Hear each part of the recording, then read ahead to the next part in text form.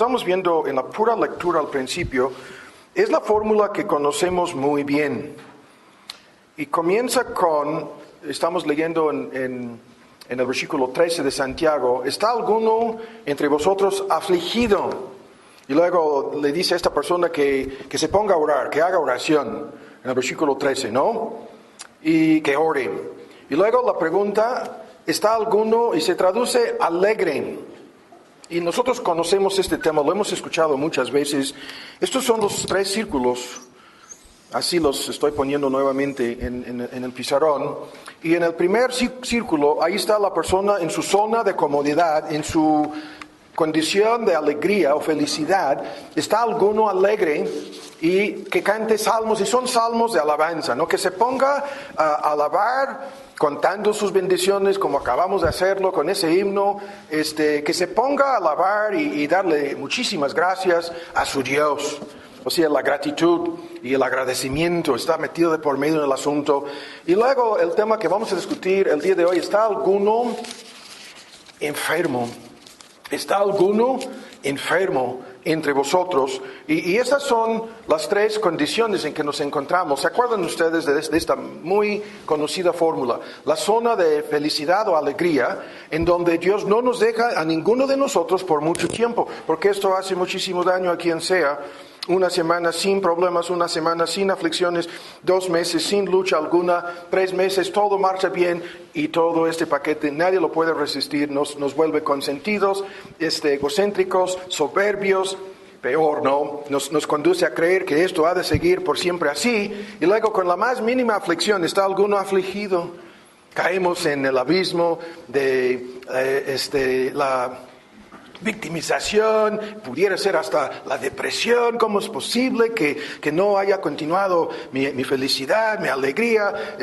Y ahora estoy siendo afligido en algún sentido, y esto es el segundo círculo. Y luego en el tercer círculo, ¿está alguno enfermo? Y muchos de ustedes se acuerdan de eso. La enfermedad en este texto, la vimos hace poco entre semana, es grave. Esta persona está enferma hasta el grado en que no puede asistir al culto, no puede pedir oración, no había medios de comunicación, no había WhatsApp, nada de redes sociales, nada por el estilo, para que los demás supieran de su condición. Tendría que ir a la iglesia y pedir oración. Esta persona está en su lecho de muerte, no puede pedir oración en el culto, tiene que llamar a los ancianos de la iglesia para que vengan a su casa en donde se encuentra, y en aquel entonces no había ni siquiera lo que conocemos hoy en día como hospitales. Entonces acudían a su casa, lo encontraban ahí gravemente enfermo, y realizaban una ceremonia. Los ancianos, pastores de la iglesia, acudían a esta persona.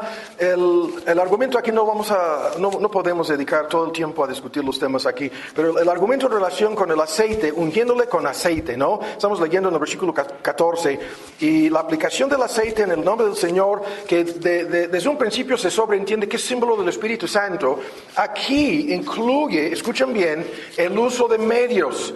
En una lista de textos, es una lista muy conocida, usaban no tan solo aceite, sino vino como medicina o medicinas. Hay una lista de estos ejemplos, ¿no? En relación con lo que sucedió con el buen samaritano, voy a leer el texto, dice que llegando a él, vendió sus heridas, echándoles aceite y vino.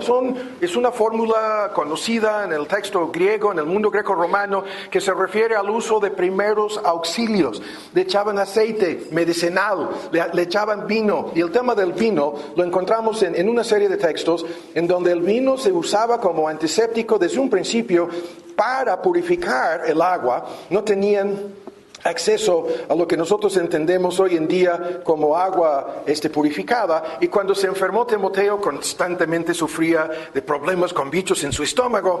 Pablo le escribió estas palabras: no bebes de aquí en adelante agua, y la idea es agua contaminada, sino usa un poco de vino por causa del estómago, tus intestinos y tus continuas enfermedades. Estoy citando de 1 Timoteo 5 y en el versículo 23. Ahora, en el contexto de este ejemplo del uso de medios, vino, aceite, medicina, etcétera, lo que vemos aquí contradice por completo lo que enseñan los grupos carismáticos en muchísimas iglesias hoy en día, en donde se oponen al uso de medicinas. alegando que el don de sanidad y el sanador y la sanidad por fe es lo que hemos de practicar en vez de acudir al médico, en vez de usar medicinas o en vez de acudir a la cirugía, etcétera, etcétera. Están equivocados. Eso es una parte de un gran argumento en donde lo que vemos a grandes rasgos, hay que resumirlo, es lo siguiente. En relación con el don de sanidad y los que tenían ese don, lo que encontramos es 42 ejemplos en el Nuevo Testamento de sanidad divina. En los 42 ejemplos, incluso tenemos un folleto sobre esto, hay un marco, hay una pauta, hay en una forma directa, un modelo de sanidad. Y en lo que sucede es lo siguiente: sanaban a todas las enfermedades conocidas en el mundo greco-romano hasta el punto en que se les acababan las palabras en los textos que describen las enfermedades, y sacaron todas las palabras como si buscaran en el diccionario. Sanaban todas las enfermedades conocidas en aquel entonces, incluso la persona accidentada, que perdía el brazo, el ojo, o en el tiempo de guerra le cortaron la pierna, o algo peor no voy a decir, la oreja. Vean, sanaban a quien fuera de cualquier enfermedad, y el modelo, el marco, la pauta bíblica es: todas esas personas fueron sanadas sin excepción. No fallaron en ni un solo caso. Escuchan, todos fueron sanados de manera instantánea. De manera instantánea, sin un lapso de tiempo, sin pasar 2, 3, 4 horas, días, semanas o meses. Fueron sanados al instante, lo sigo diciendo, aun cuando les faltaba el ojo, la mano, pierna, pie. La sanidad fue instantánea, milagrosa, visible, indiscutible, irrefutable, de tal modo que todos se quedaron atónitos y en muchísimos textos se llenaron de un gran miedo y terror. ¿Qué es esto? ¿Qué está pasando con esto? ¿De dónde procede este poder? Y escuchan, en este argumento hay muchas cosas, sin importar la fe de la persona. En una cantidad de textos lo vemos. Estos con los 10 leprosos y 9, ninguno de los cuales tenía fe salvadora. 9 fueron sanados, ni regresaron a darle las gracias. Tan solo el samaritano tenía fe. Y todo lo que estoy resumiendo aquí echa para abajo los argumentos en los grupos pentecostales carismáticos hoy en día acerca de que el don de sanidad está vigente. Y Dios sigue sanando como en aquel entonces. No, señores, no, señoras, no, hermanos, no, hermanas. Cerraron las iglesias en California, las mega y mini mega iglesias, las cuales pretenden tener el don de sanidad, están cerrados sus cultos el día de hoy. Cosa que si hubieran tenido el don de sanidad, estarían abiertas las puertas y estarían invitando a medio mundo, comenzando con los que traen coronavirus. No estarían, siéntate aquí a 2 sillas, a 3, no, estarían ahí sanándolos al instante, y nada de esto está pasando ni va a pasar, porque el don de sanidad fue quitado al final de la época apostólica, y una lista de textos lo demuestran, comenzando con este. No dice, hay que llamar al sanador, el que tiene el don. No, dice, hay que llamar a los ancianos. No van a sanar a nadie, van a orar. Y es tan solo la oración de fe que voy a discutir antes de terminar. Y luego hay que seguir leyendo. La fe, la oración de fe, salvará al enfermo, está en su lecho de muerte, se levantará, y se agrega otro elemento. Y si estuviera en pecados, plural, si hubiera cometido pecados, si estuviera en pecados, le serán perdonados. ¿No? Y luego la exhortación apostólica de confesar los unos a los otros, no a un sacerdote ni ministro o pastor, los unos a los otros nuestros pecados, orando los unos por los otros para que seamos sanados. Y se da por centrado aquí un elemento al cual volveré en un momento.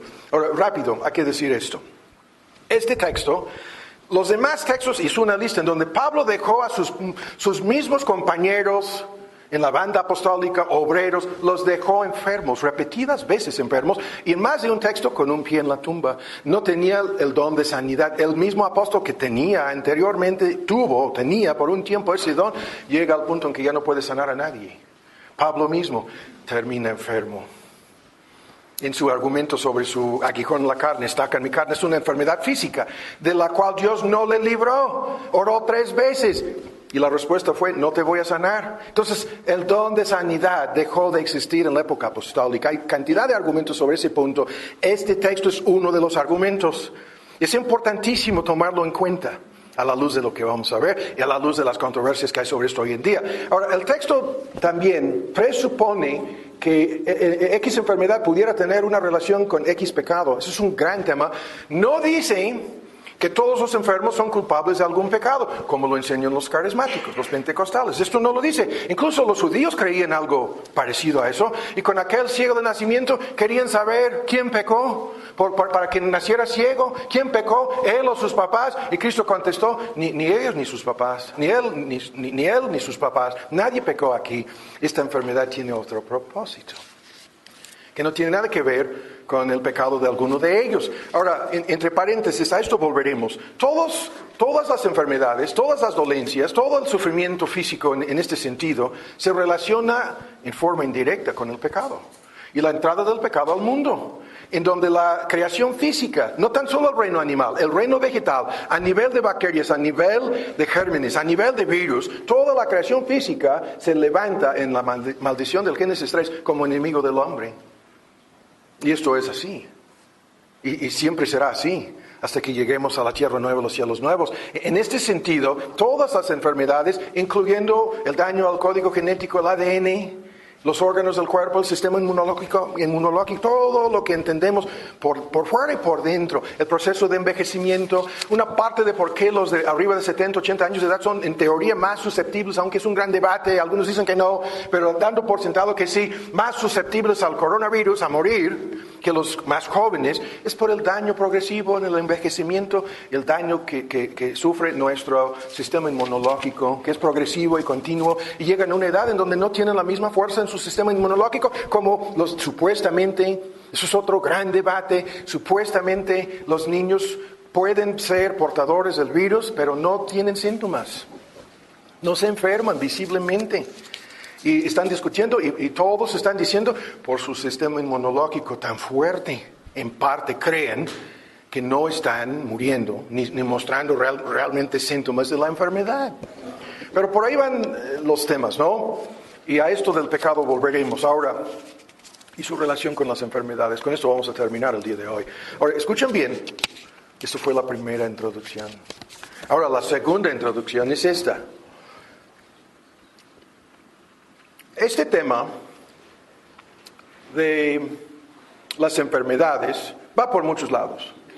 ¿Y por qué? Porque a menos que nos toque morir en un accidente, de manera accidental, o a menos que sea en una balacera, a menos que sea a balazos, ¿no? Hoy en día, en el Reino Unido, a menos que sea a cuchillo, con los musulmanes matando a la gente, les es prohibido portar armas, nos andan matando a medio mundo con cuchillos, a menos que sea asaltados, ¿no? Con un agresor, o accidentados, como sea, nosotros vamos a morir todos nosotros de alguna enfermedad. Y pudiera ser de una de estas, la diabetes, o hagan ustedes su lista, que te mata a lo largo de 50, hoy en día 40 años, 50 años, te va matando, poco a poquito. Y si lo has vivido, si lo han visto, y esas personas que luego les terminan amputando los pies, o estas personas que sufren de la retina, ¿no? What is that word, honey? No. You can tell me here en secreto. Retinopathy, sí.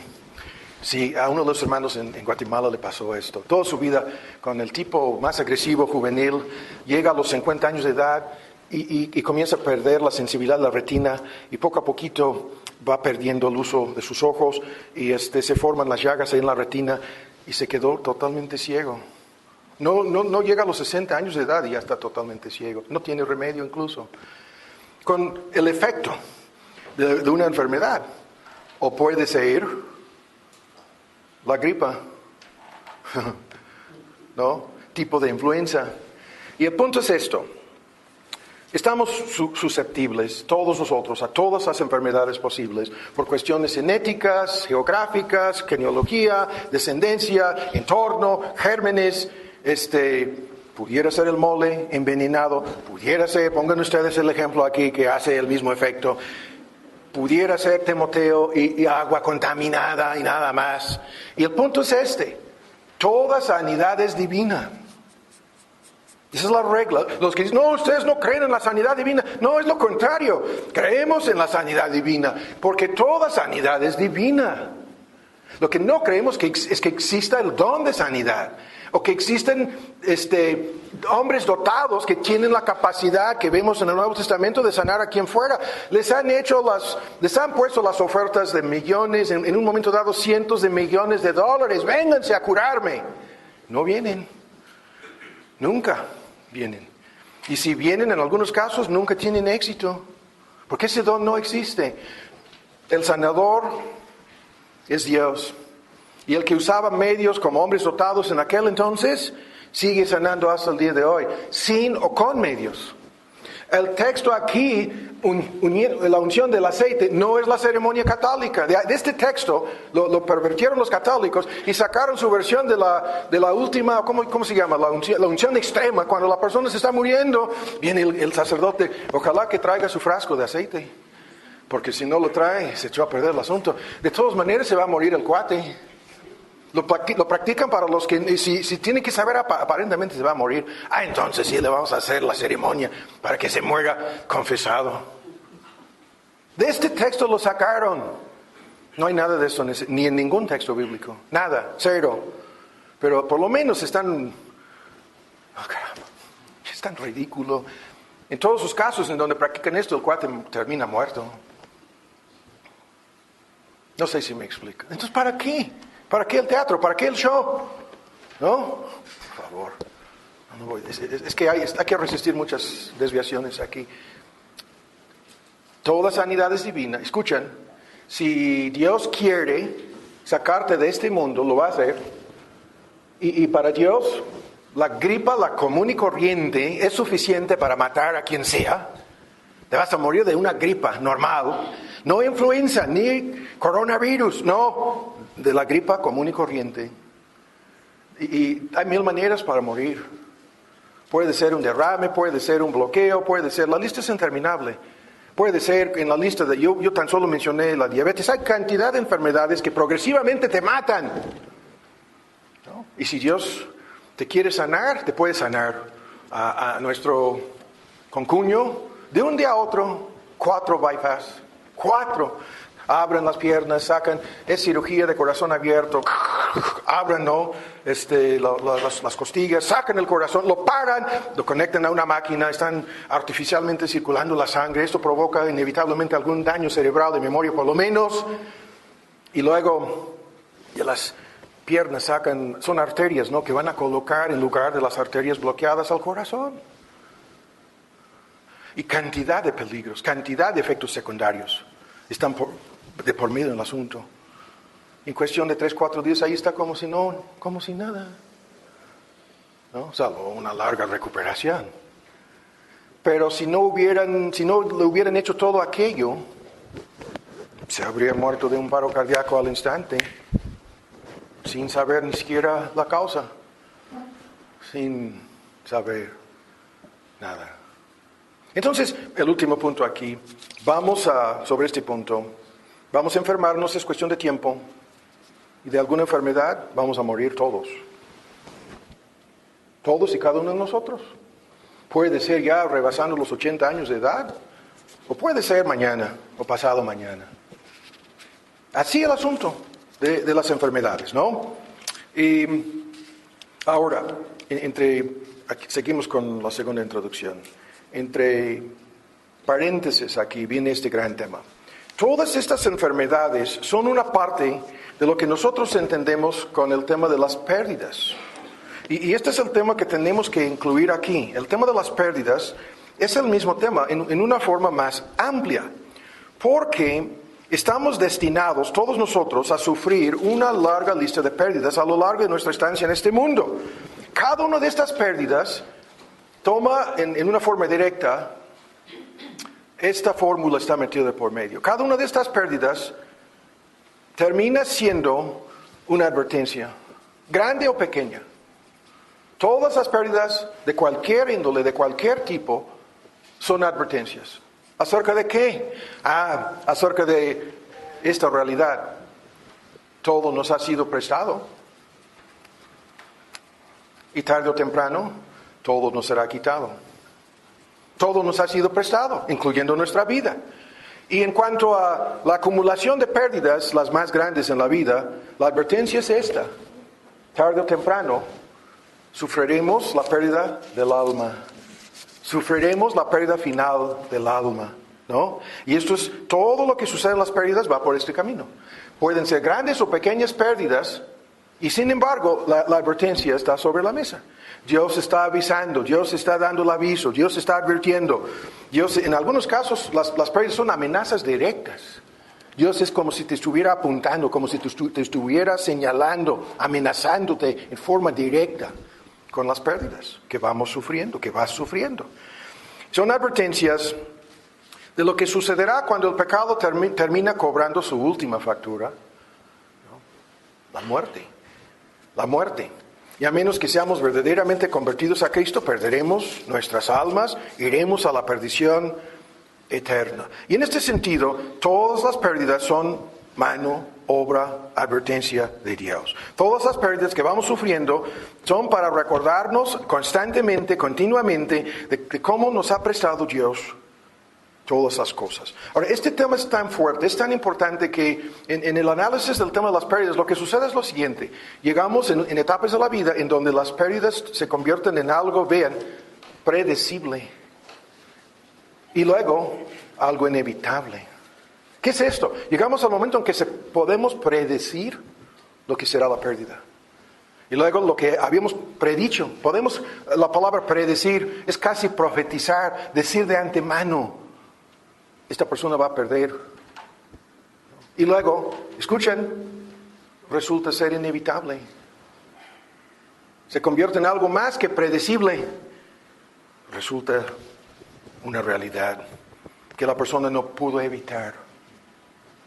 Así el asunto. Y en la lista de las pérdidas, la salud está sobre la mesa. Eso es el tema al cual vamos a llegar en unos momentos. Sobre la mesa, la salud. Y entre la lista de las demás cosas, dinero, posesiones, facultades, habilidades, dones, talentos, oportunidades, puertas abiertas, chamba, trabajo, toda una lista de cosas que se van perdiendo. De igual manera, nuestros seres queridos, miembros de nuestra familia, en un momento dado es predecible. Llegan al punto en el envejecimiento en donde sabemos, o él o ella, yo pensaba por muchísimos años, que mi papá iba a morir en cualquier momento, ¿no? Se sufría, fumador, 30, 40 años, sufría de enfisema. Y allá llegó viviendo en Denver, la ciudad de una amiga, con su oxígeno portátil, maravilloso el asunto, porque de otra manera se habría muerto viviendo en Denver. Y yo pensaba, no, lo que va a pasar aquí es que mi mamá va a vivir hasta los 100 años y mi papá a los 50 o 60 ya se va. Y yo estaba totalmente equivocado. Murió primero mi mamá, ¿no? Y cuando menos lo esperábamos, encuentran a mi papá dormido y muerto en su silla favorita, como si no hubiera pasado nada. Pero ¿cuál es el punto aquí? Lo que es inevitable, ¿no?, nos va a llegar. Y si es tu pareja, lo puedes predecir en muchos casos, como pensábamos nosotros con mi papá y mi mamá. Y así el asunto. Ahora, escuchen bien. Estas pérdidas pueden ser ocasionadas por cuántas cosas. La lista es interminable. Estas pérdidas pueden ser ocasionadas, pueden ser causadas por accidentes, por desgracias, tragedias, en un momento dado, enfermedades, como veremos. Como es inevitable con todos. Por guerras, por colapsos económicos, por fenómenos naturales como huracanes, terremotos, ¿no?, inundaciones, torbellinos. Estas pérdidas nos pueden llegar de mil maneras. Si no son accidentes o las famosas desgracias y tragedias, que no existen para Dios, escuchan, son fenómenos naturales, como acabo de decirlo, desde enfermedades hasta terremotos. O pudieran ser errores, pudieran ser equivocaciones de parte de otros o de parte de nosotros.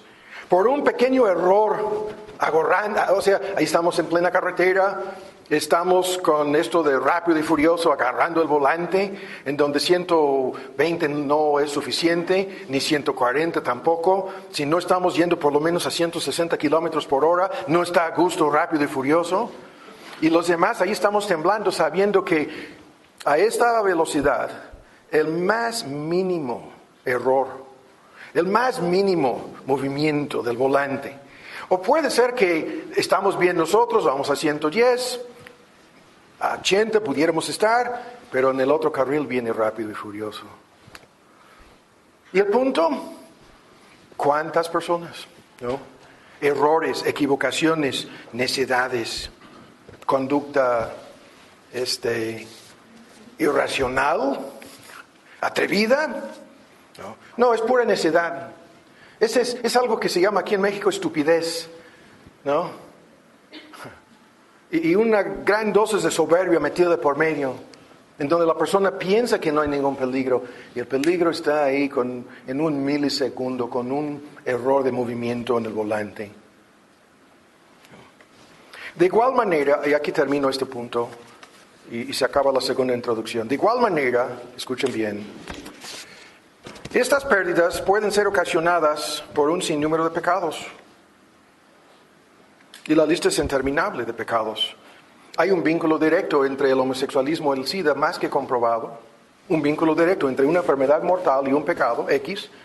El abuso de cualquier sustancia, cualquier perversión sexual. Las enfermedades sexuales son en una forma directa consecuencia y fruto del pecado sexual. Hay un vínculo directo, innegable. ¿Cuánto más la irresponsabilidad? ¿Cuánto más? ¿No? La falta de administración sabia, la falta de lo que la Biblia llama mayordomía en relación con los recursos y las deudas. ¿Cuánto más? La lista es interminable aquí. La envidia, los celos, los pleitos, ¿no? Esto de que no te voy a perdonar y me voy a vengar. ¿Cuánto más, no? En todos esos asuntos de idolatría, ateísmo, en donde la persona abiertamente está desafiando a Dios, quebrantando a propósito su ley, y creyendo que de alguna manera saldrá impune, saldrá, ¿no?, con lo que vemos aquí por todos lados en un país de impunidad total, saldrá con la suya, ¿no?, con lo que pensaba hacer sin sufrir ninguna consecuencia. Es lo que piensan, es lo que creen. Y todo el dolor y todo el sufrimiento metidos de por medio en estas pérdidas, en donde estos sufrimientos y esos dolores, la angustia, la frustración, la amargura, el coraje, el enojo, son de igual manera advertencias sobre un mundo en donde habrá un llanto y crujir de dientes para siempre,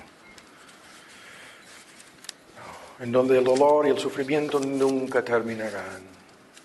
La regla fija en relación con el pecado y las pérdidas, sufrimiento y dolor, la regla fija es todo lo que el hombre sembrare, todo lo que vamos sembrando, inevitablemente es lo que vamos a cosechar. La regla apostólica. Dios no puede ser burlado, eso es lo que el texto dice.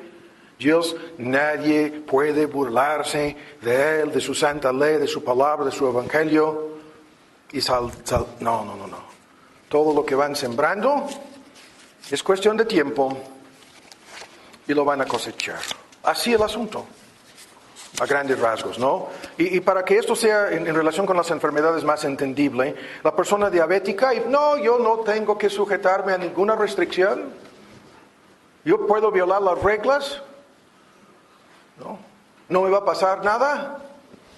Así pasó con este hermano que perdió la vista. Esos fueron los comentarios. Pasó años violando las reglas, creyendo que no. Soy creyente, no. Por ser creyente, no. Está ciego ahora.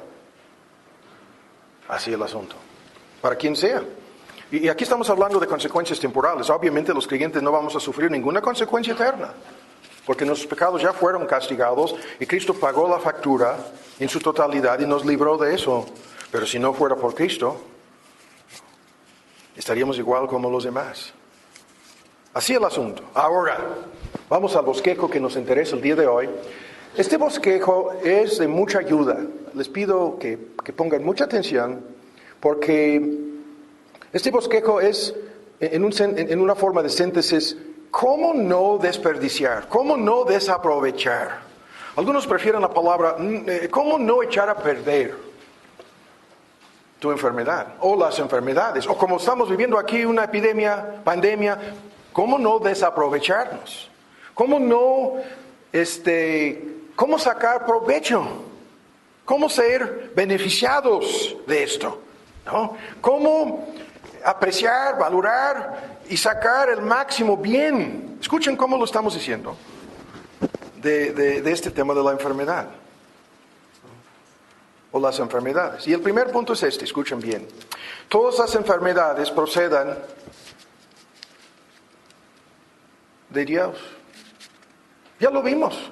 Es el Génesis 3, es la maldición. Es Romanos 8, los tres gemelos, toda la creación física, así en agonía, con gemidos, así de ¿cuándo se acabará todo esto? La creación física, ¿no? Y el reino animal, y en el texto en Romanos 8 no lo vamos a ver, cada corazón humano, ¿cuándo se acabará esto?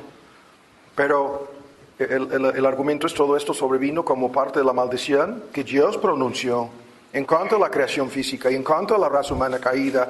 Y en este sentido, todos los que piensan que esto tiene alguna otra fuente, incluso hay un gran argumento polémico, apologético aquí, en donde nadie ni nada salvo la Biblia explica la causa y el origen de todo lo que está mal en el mundo. Ninguna otra religión explica la causa, el origen de todo esto, salvo el cristianismo bíblico, salvo la palabra de Dios. Y el Dios que dice, yo hago morir, es el mismo que dice, y yo soy el único que puedo curar. Así el texto, ¿no? En Deuteronomio, en Éxodo, lo dice más de una vez. Escuchen bien. Todo lo que estamos comenzando a afirmar aquí es importantísimo. Las enfermedades proceden de Dios. Y en el caso de los creyentes, de los cristianos, los verdaderos creyentes en Cristo, todas nuestras enfermedades que proceden de Dios son para nuestro bien.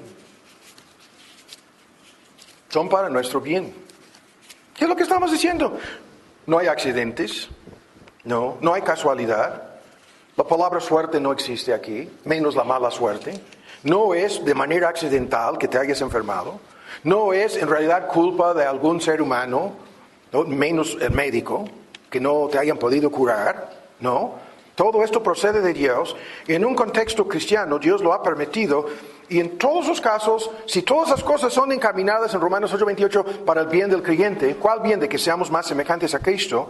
Entonces eso es lo que Dios está obrando en todos los aspectos de nuestra vida, en las cosas buenas y aparentemente malas, en los detalles pequeños y grandes, cuanto más en las enfermedades pequeñas o grandes, está obrando Dios para nuestro bien.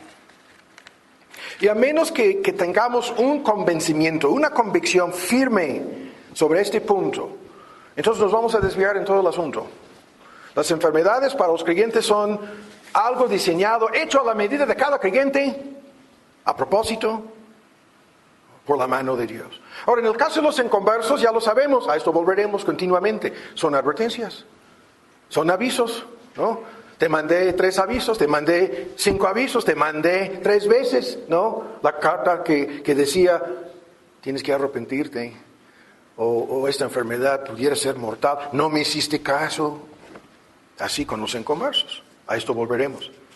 Ahora, el segundo punto es, escuchen bien, en alguna medida, escuchen el argumento aquí, estamos diciendo lo siguiente. Si proceden de Dios para nuestro bien, escuchen, entonces son bendiciones. Esa es la palabra. Acabamos de cantarlo, otra vez lo digo. Hay que sumar, no hacer cuentas en cuanto a tus bendiciones. Y cuando estamos sumando la cuenta, no ponemos ahí ninguna enfermedad. Pero si no son maldiciones, en la vida del creyente no hay maldición, no. Cristo sufrió esa maldición, Cristo pagó la cuenta, incluso Cristo llevó todas nuestras enfermedades. ¿Para qué? Para proporcionarnos un cuerpo resucitado y glorificado que jamás se enfermará. Y el argumento, sin discutirlo en Romanos 8, ahí está el error de los carismáticos. Este cuerpo sigue bajo la sentencia de muerte, no ha sido librado de las enfermedades. Ahí está el error garrafal de estos grupos. Esto lo estamos esperando en el día de la resurrección. Las salvaciones del alma, las salvaciones del espíritu. El cuerpo está sentenciado a morir. Romanos 8, el argumento fuertísimo del apóstol Pablo. Por eso, ¿no? Los grupos que dicen que no están más que equivocados. Y les quiero dar la cita exacta, y es en Romanos 8, y el texto dice, es el versículo 9, que el Espíritu levantará nuestro cuerpo, ¿no? Y estoy buscando aquí el texto exacto y no lo encuentro.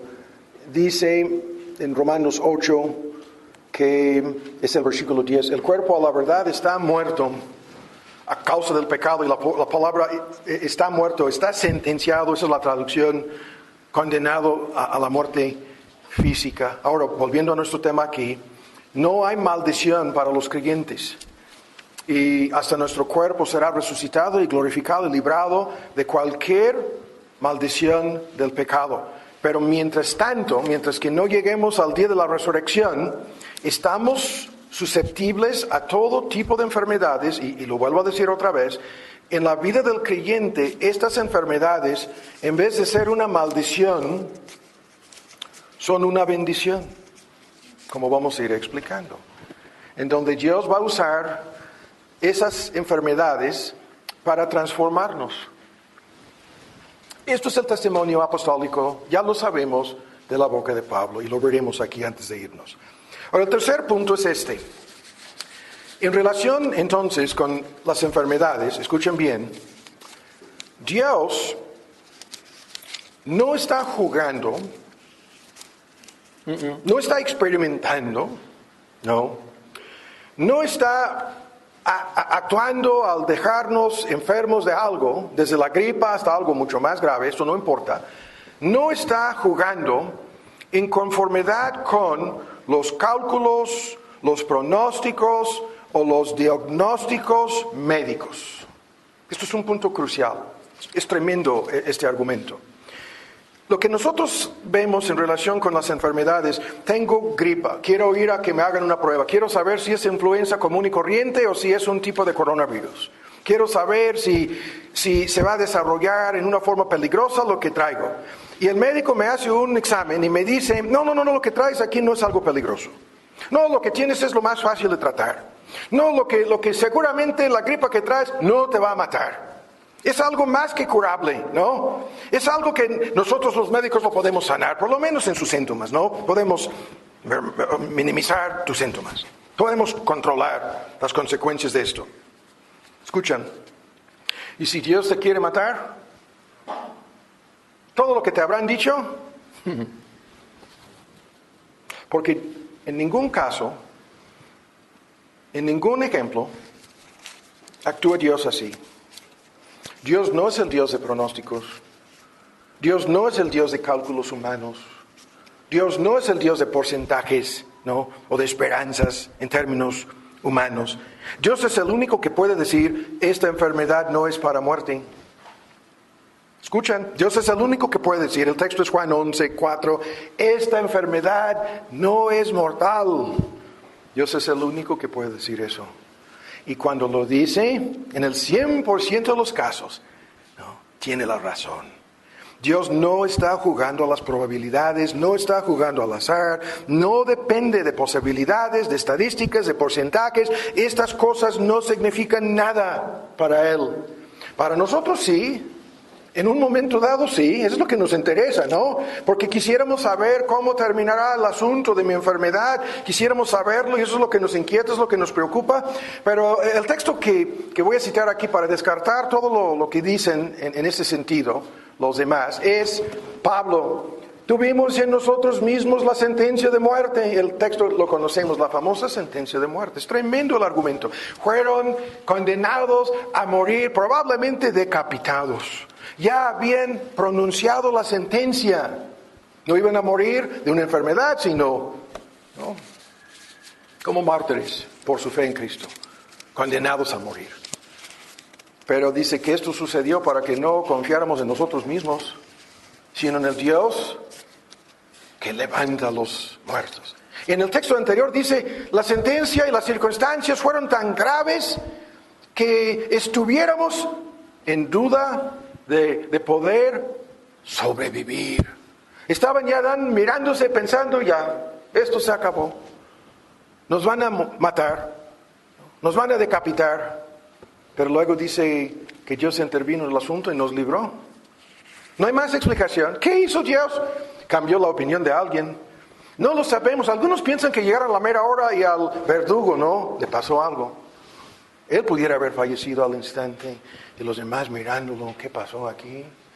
Otros piensan que el que sentenció a Pablo y sus compañeros a la muerte comenzó a sentirse mal de su corazón, por lo menos con ataques de conciencia. No sabemos. La sentencia fue retractada. La sentencia fue anulada. Y luego el argumento dice, el que nos libró, pasado, es el que nos sigue librando en el presente, porque estaban en este peligro cada día. Estaban buscando matar a Pablo. El que nos libró ayer nos está librando hoy y nos librará mañana. No, esperamos que aún nos librará el día de mañana, como lo hizo ayer y como lo está haciendo ahora. Y esto es así con todas las enfermedades. La aplicación es directa aquí. No hay ninguna cosa de probabilidades, pronósticos, estudios, análisis. Esto es curable, ¿no? O no es curable. Para Dios no. No, el asunto nunca es así. Por eso la fórmula, Dios no está jugando. No está apostando. No hay nada en las manos de la suerte o algo como de manera accidental encontraron la cura, la forma. No, nunca. Esto nunca es así. Toda sanidad es divina. Es de lo alto. Desciende del Padre de luces, ¿no? Así. El próximo punto, ven con mucha atención. Sin embargo, escuchen ahora, no vamos a sacar el máximo provecho de nuestras enfermedades o las de otras personas. Escuchen ahora, a menos que nos conduzcan estas enfermedades a pensar en nuestra muerte. Eso es tremendo. Porque tarde o temprano, a menos que salgamos a mano armada o en un accidente, es una enfermedad lo que Dios va a usar para llevarnos a la muerte.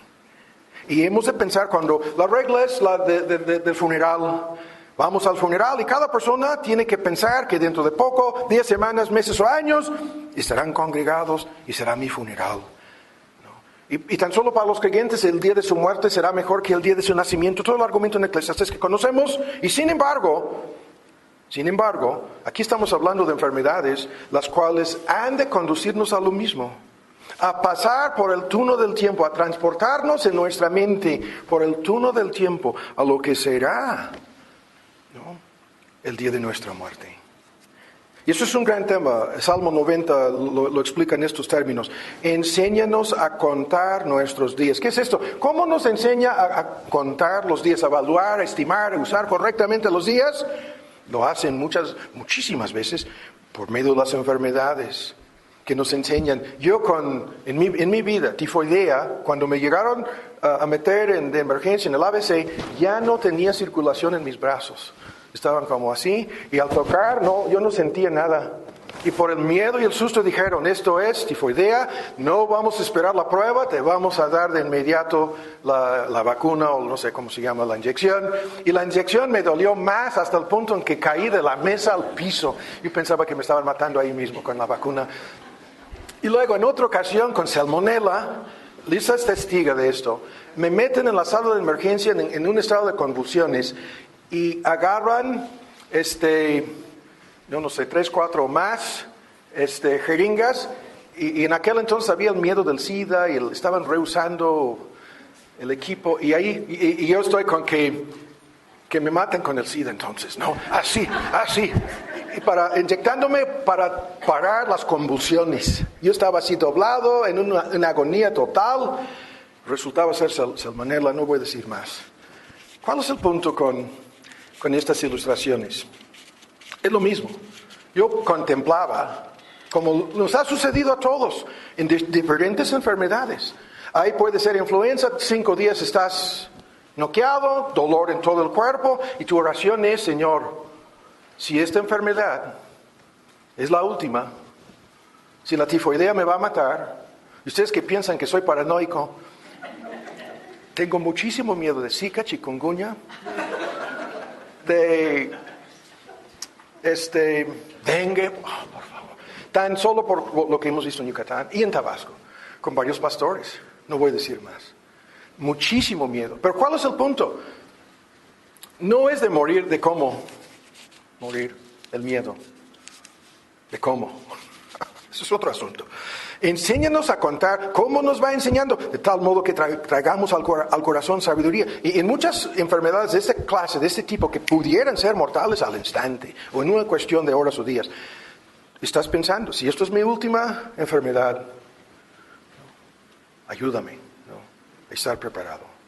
Sea hecha tu voluntad. Eso es lo que hemos de pensar, es lo que hemos de contemplar. Y el tema es tremendo. De otra manera no vamos a sacar el provecho, no vamos a ser enseñados, no vamos a contar nuestros días, y no vamos a traer sabiduría. Y la sabiduría es para usar el tiempo que nos resta, ¿no? Los días que nos faltan con sabiduría. Y eso es como Dios nos enseña. Una de las medidas, una de las formas, la enfermedad. Y lo increíble aquí es lo siguiente, escuchen bien, esto es el quinto punto.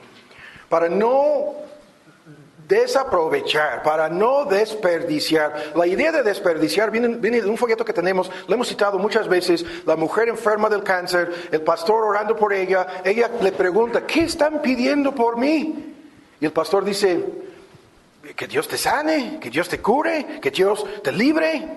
Y ella dice: no, por favor, no hagan eso. Creo que ya había sufrido 3 cirugías la mujer. Y su respuesta: pídele a Dios que me ayude a tener la sabiduría para no desperdiciar todo este sufrimiento. Para que todo lo que he sufrido y lo que estoy sufriendo no sea un desperdicio. Para que Dios haga, ¿no?, lo que quiere hacer en mi vida, en mi corazón, mediante esto. Para que yo pueda aprovecharme de esto. Pídenle a Dios. Y esto es el punto aquí, el quinto. Las personas que no usan su enfermedad para acercarse a Dios son las más tontas. Es la estupidez la más grande posible. Todos nosotros sabemos de estos asuntos en nuestra familia, en nuestro círculo de amigos. La persona que Dios le libró de un cáncer que parecía ser fatal y no aprendió nada. La persona que Dios le salvó de un accidente, no voy a decir cuál carretera, y de nada le sirvió para que se acercara a Dios. Y eso es la regla aquí. La enfermedad o te acerca o te aleja de Dios. Y esto es el pan de todos los días en los hospitales.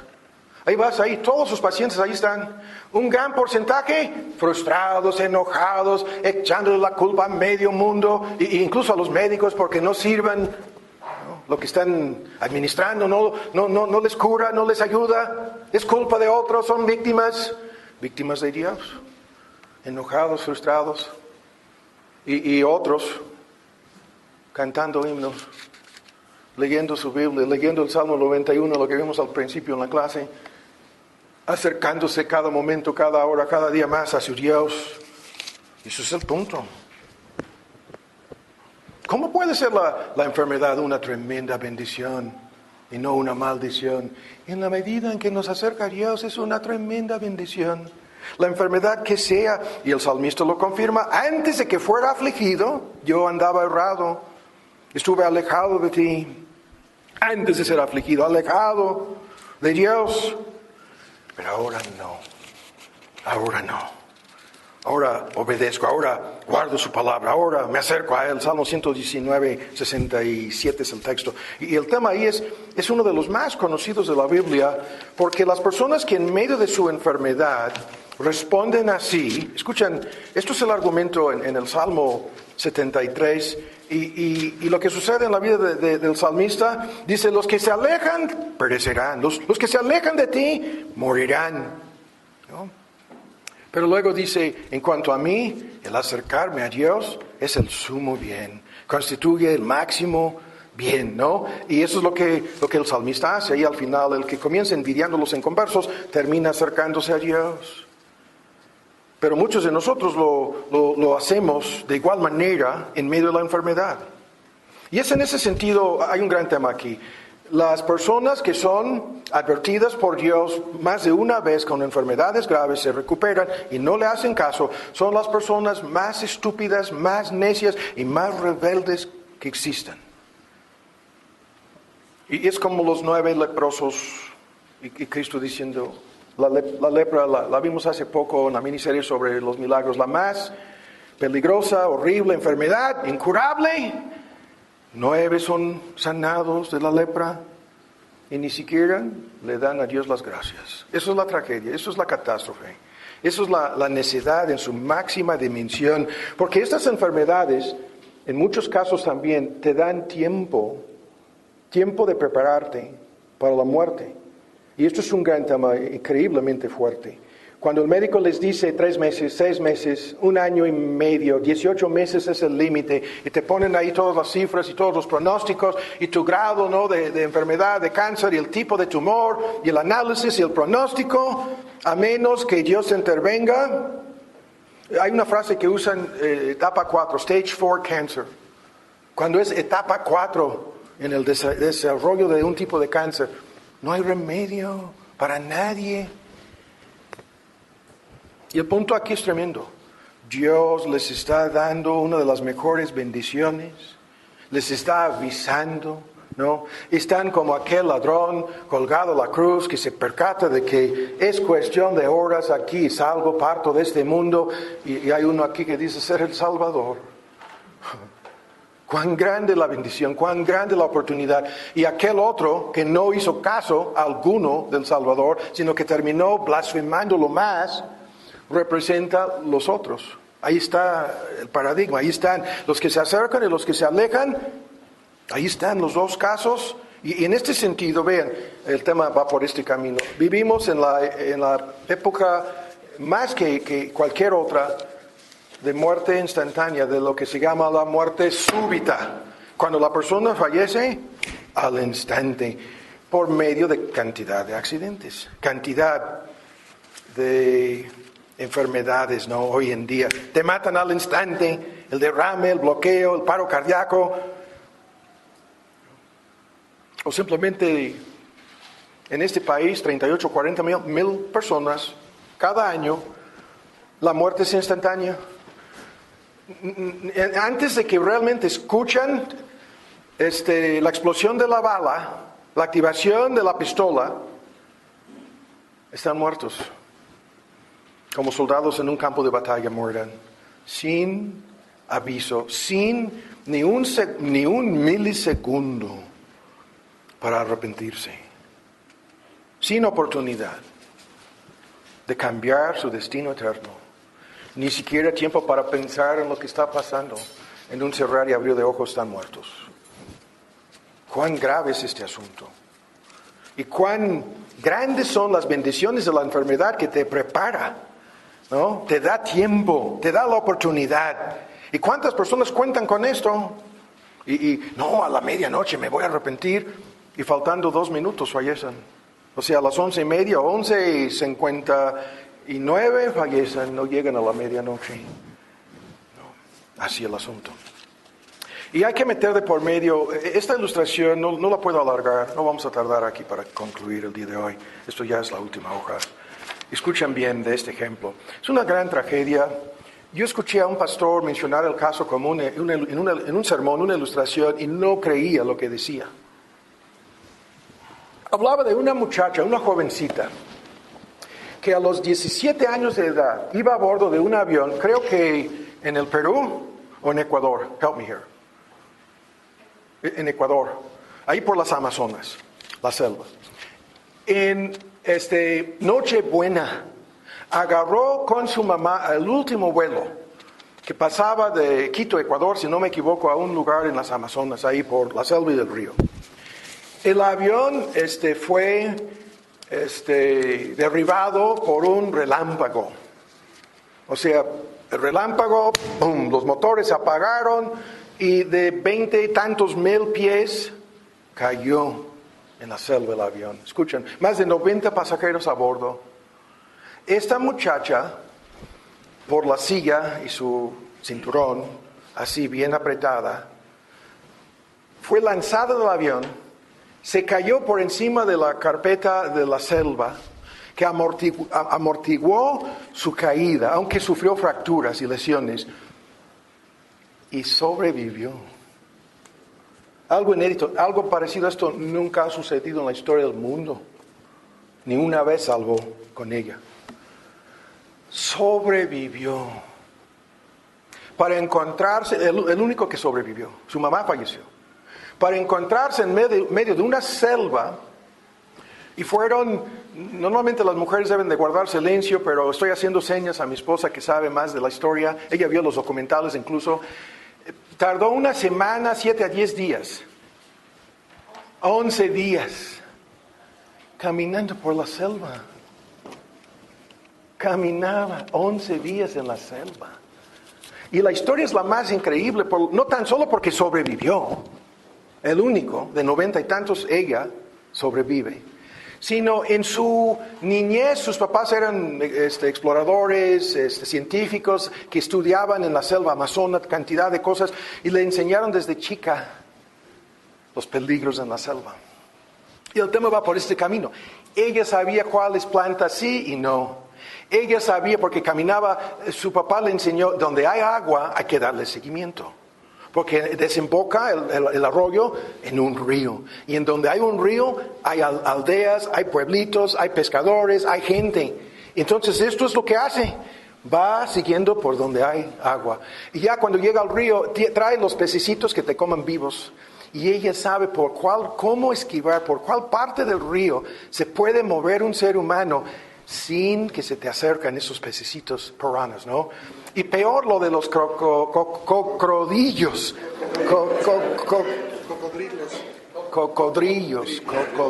Sabe incluso cómo protegerse de esos, ¿no? Sabe cómo. ¿Y cómo lo sabe? Por su adolescencia. Ya estaba estudiando en una escuela privada en la capital, incluso al punto de graduarse, 17 años de edad. Ya no vive en la selva, pero todo lo traía aquí. Pero eso es lo de menos. Todo el asunto es milagroso. Ella sabía incluso cuáles gusanitos podrían servir como antibiótico. Los gusanitos, lo comentábamos con esos cuates que se escaparon de un campamento de concentración en Birmania, en su mayor parte británicos, y sabían cuáles gusanitos servirían como antibióticos para sus heridas en la selva. 7 semanas huyendo por la selva y las montañas de los japoneses, ¿no? Increíble la historia. Es la misma cosa aquí. Esta niña sabe lo que se tiene que hacer, pero Dios le ayudó.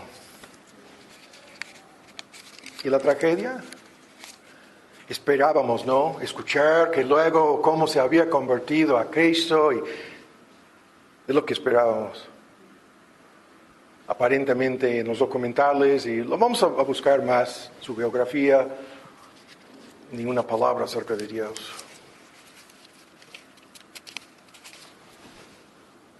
¿Cómo?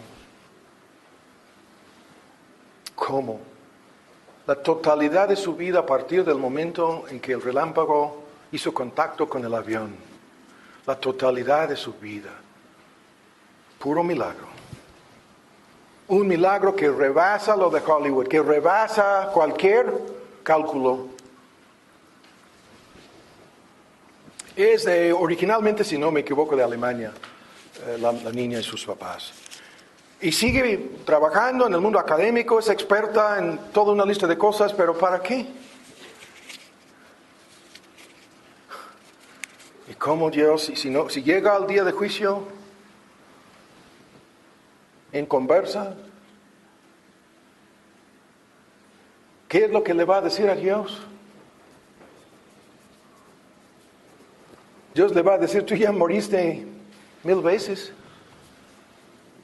Y le va a mostrar desde el momento en donde se apagaron los motores del avión, qué es lo que Dios hizo para salvarle su vida física en este mundo. y de 1000 peligros a lo largo de 11 días por la selva, una chica, una niña así, sin nada, ni zapatos. ¿Cómo? Y lo mismo con cada persona que se haya recuperado de cualquier enfermedad, comenzando con las graves. Dios les va a decir lo mismo. Yo te volví a entregarte tu vida. Yo te sané de aquella enfermedad. Yo te salvé de las consecuencias del accidente. Yo logré que la bala no te diera directamente.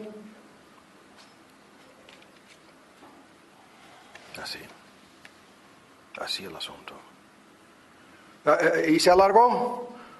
Los que no usan su enfermedad, su accidente, su desgracia para acercarse a Dios,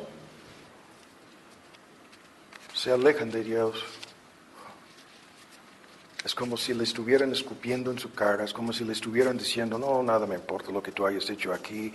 Aun cuando es un caso tan extraordinario que el asunto es milagroso en su totalidad. Así. Ahora el próximo punto. Echaremos a perder nuestras enfermedades si nos comportamos como lo hacen los incrédulos en sus enfermedades. ¿Qué quiere decir eso? Si nos comportamos como si no tuviéramos esperanza alguna. Y la regla fija, ningún creyente se encuentra jamás en una situación en donde se le acabó la esperanza. En el peor de los casos morirás y en un instante muchísimo mejor y estarás con tu Señor. Entonces, esa es la mejor esperanza. Y Pablo lo dice, estoy entre dos opciones aquí, quedarme en la carne, y dice, no, yo preferiría estar con el Señor. Pero si fuera necesario, me resigno a quedarme más tiempo aquí en la tierra. No. Pero ¿para qué?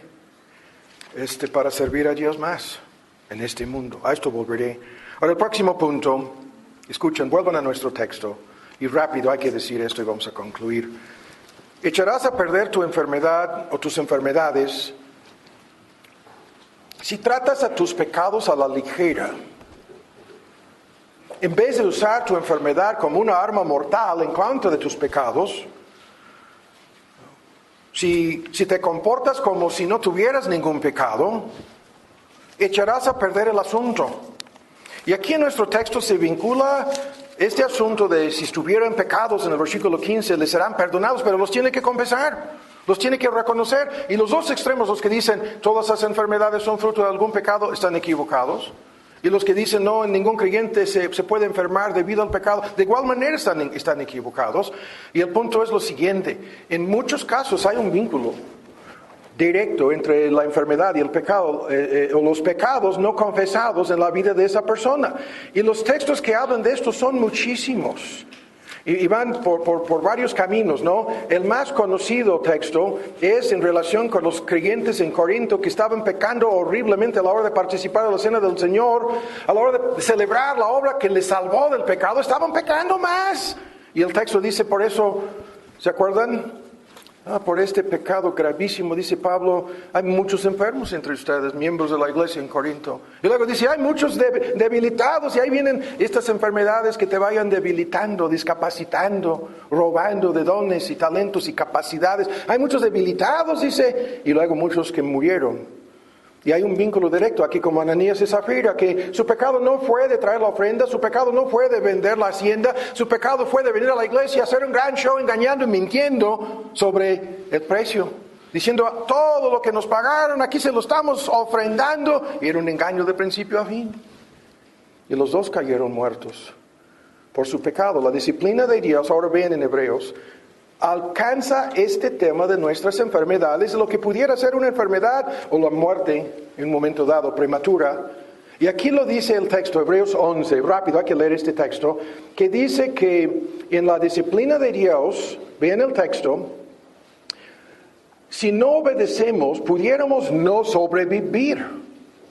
Y el texto dice, estamos leyendo en Hebreos en su capítulo 12 sobre la disciplina. Primero, todos los creyentes son disciplinados porque no hay ningún creyente impecable, no hay supersantos, por un lado. Y por otro lado, la disciplina de Dios es para que recibamos su santificación. La última frase del versículo 10 es disciplina en este sentido, la disciplina formativa y la disciplina correctiva. Esta es disciplina correctiva. Y al mismo tiempo dice que si no obedecemos, pudiéramos no sobrevivir. La última frase en el versículo 9, no obedeceremos mucho más al Padre de los Espíritus y viviremos. Y la descripción de la disciplina en el versículo 12, alzar las manos caídas, la persona ya está enferma. Alzar las manos caídas y las rodillas ya que parecen paralizadas, la persona ya está en cama o está en una silla de ruedas, no puede levantarse en su enfermedad. Y luego se describe en el versículo 13 como cojo, ¿no? Como inválido, hacer derechos pasos a vuestros pies, porque para que lo que es cojo no salga fuera del camino antes que sea sanado. El versículo 13. Entonces, escuchen bien. Y les invito a ver por último aquí en 1 Corintios 12. 1 Corintios 12 para concluir. El punto sigue siendo no debemos tratar a la ligera nuestros pecados en medio de una enfermedad. Sino hemos de usar la enfermedad como una arma mortal en contra de nuestros pecados, para hacer morir, mortificar nuestros pecados. Y esto es el tema de la enfermedad de Pablo. Por la grandeza de las revelaciones, 14 libros del Nuevo Testamento, para que no cayera en la soberbia y la vanagloria, Dios le dejó enfermo a Pablo, con un aguijón, estaca, que se mete y da vueltas, la palabra griega, en mi carne. El diablo se le acercaba, pobre de ti, Dios te está tratando mal, el mensajero de Satanás, para que Pablo se enojara y se rebelara más. No. Dice, no, yo no hice caso del mensajero, Satanás, en esto, sino me puse a orar. Y 3 veces Dios me dijo, no te voy a sanar, sino te voy a dar más gracia. Bástate mi gracia es suficiente. Y termina Pablo diciendo, bueno, con esta enfermedad Dios me está protegiendo, me está ayudando a mortificar la soberbia, el orgullo, para que los demás no me pongan en un pedestal, para que no me sobreestimen como un tipo de super santo, y para que yo mismo, ¿no? La enfermedad nos humilla a todos. Esa es la regla. Y le humilló a Pablo hasta este grado, lo convirtió su enfermedad en una arma mortal en contra de su pecado, la soberbia. Y así el asunto.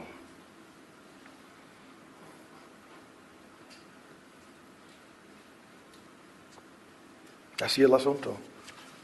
No debemos pasar por alto nuestros pecados en medio de ninguna enfermedad.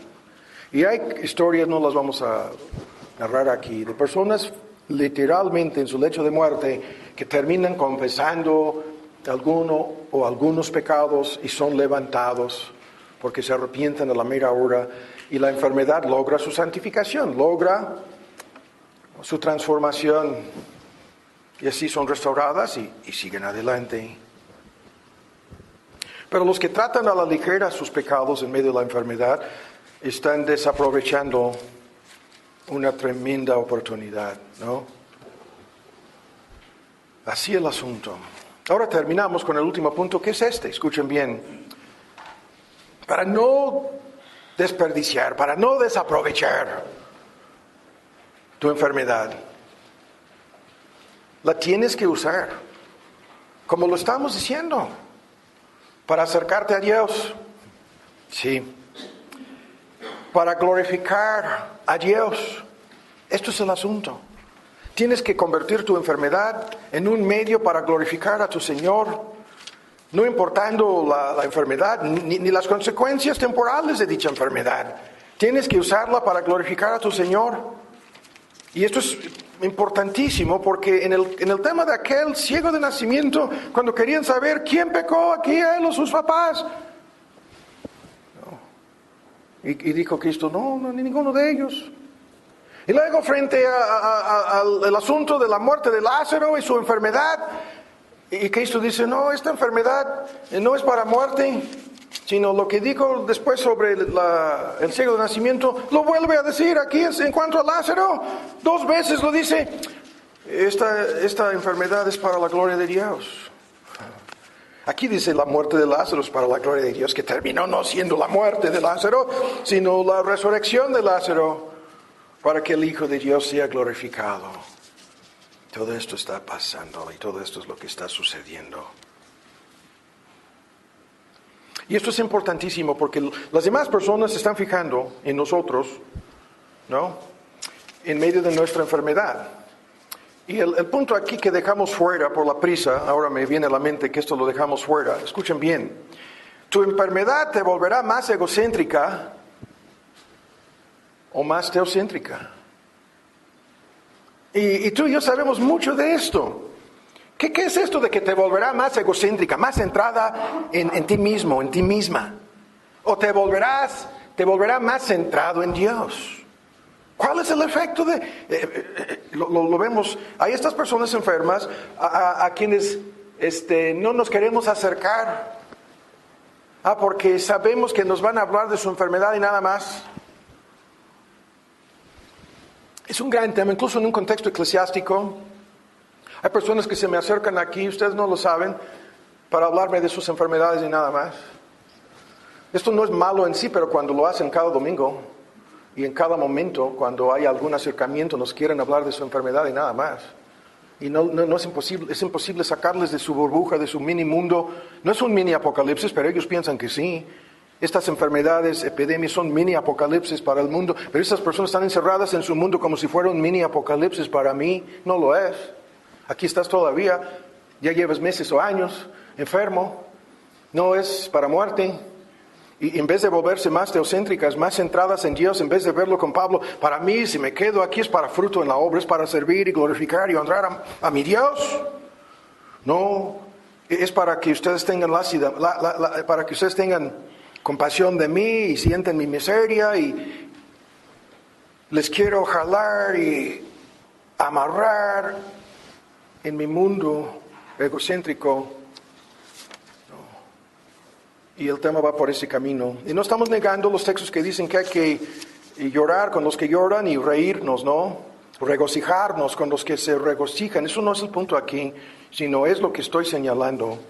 Estas personas cuyas enfermedades les enredan en un mundo. Hay cantidad de personas así. Tú y yo somos así. En el núcleo familiar, si yo estoy enfermo, si Lisa no está ahí con cada cosita, checando y revisando, si me abandona media hora, estoy con cómo, ya se olvidaron de mí, cómo voy a sobrevivir, y estoy gritando, Lisa, y luego si ahí está trabajando en su oficina, si llega a escuchar mi voz, me dice, no está. Y los hombres aquí, los varones que estamos aquí, somos los peores de los peores en enredarnos en nuestro pequeño mundo de enfermedades. Y nuestras esposas y nuestros hijos lo saben. Y estoy hablando de enfermedades no tan graves, ¿no? Pero esto es un gravísimo error. Es un gravísimo error.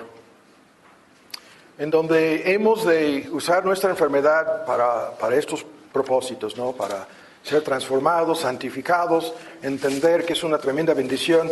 Y cuando yo hablo de no comportarnos como los inconversos, el tema es muy fuerte.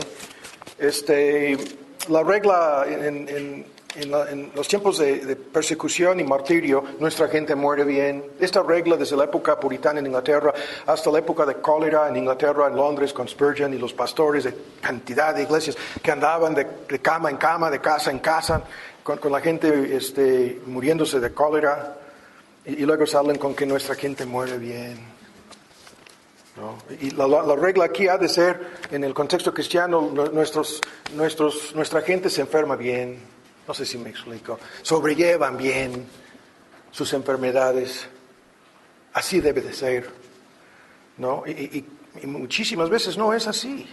Ahora termino con esto. En el libro de Job hay un gran argumento sobre este asunto por las múltiples enfermedades. Hicimos un domingo un análisis de la condición física del pobrecito Job. Y llega a este grado la tragedia de Job. Sus amigos llegan y dicen, no, Job, te estás comportando más que mal en todo esto de tu enfermedad.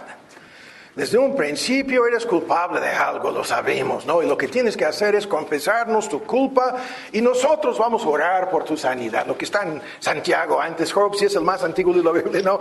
Siglos antes, miles de años antes de que Santiago escribiera lo que estamos leyendo, se lo dijeron sus amigos, ¿no? De Job. Y si esto no lo haces, tan solo te va te va a condenar y tu enfermedad se va a empeorar, aunque pensaban que era imposible que se empeorara, ni lo reconocieron al principio. Se quedaron 7 semanas con la boca cerrada, atónitos, al ver al pobrecito.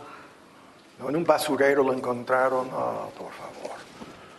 Probablemente con elephantitis, sino un tipo de lepra y no sabemos qué más. Llagas abiertas y gusanitos en su cuerpo. Peor que el peor vagabundo que hayamos visto por las calles de esta gran ciudad. Y se enredaron en un gran pleito. Y Job se puso a la defensiva. ¿No? Y sacó la carta de víctima incluso más de una vez. ¿No? Y el más grande de los creyentes se comportó así en su época. Y luego llega a un punto crítico el asunto, y con esto termino. Llegó a este punto. Oh, por favor. Y ustedes que piensan, no, el hermano está hablando de personas que se enredan en su mundo de autocompasión y victimización. Y ¿cómo no? Esto ha de ser falta de amor o falta de comprensión. No, no lo es. Es exactamente lo que pasó a los amigos de Job. Pero vean cómo terminó el asunto. Llega a este grado el tema. Pobrecito de Job. En donde podemos escuchar su voz, ¿no? Suplicando, con lo más seguro con lágrimas, colapsándose, en llanto. ¿Y sus palabras? Tengan compasión de mí. En nuestras versiones en inglés es misericordia de mí. Tengan por lo menos compasión de mí. Hablando a sus 3 amigos. Amigos míos, tengan compasión. ¿Y el por qué? Porque la mano de Dios me ha tocado. Y esta es la fórmula con la cual terminamos. La mano de Dios me ha tocado. La mano que cura, que sana y que mata. La mano de Dios me ha tocado. Y eso es lo que sucede en todas las enfermedades. No importa cuán leves, cuán pasajeras, cuán temporales o lo otro que sean, estas enfermedades, dichas enfermedades, son la mano de Dios tocándonos. La mano de Dios tocándonos. Y en epidemias o pandemias, la mano de Dios está por todos lados. ¿No? La mano de Dios que cuando lo vimos en la clase, ustedes que no estuvieron en el Salmo 91, caerán a tu lado 1000 y 10,000 a tu derecha, pero a ti no llegará. La peste que anda en la oscuridad y la plaga que en pleno día destruye a otros, no, tú mirarás y no sufrirás lo mismo. Porque mi mano te va a librar. El Salmo 91 que les dije, ¿no? En la clase a todos, hay que llevar en tu corazón y leer cada renglón, cada línea, cada promesa, cada versículo, en donde termina diciendo, como ha puesto en mí su amor, yo lo libraré. Y me invocará, y yo le responderé. ¿No? Le libraré de su angustia y me glorificará.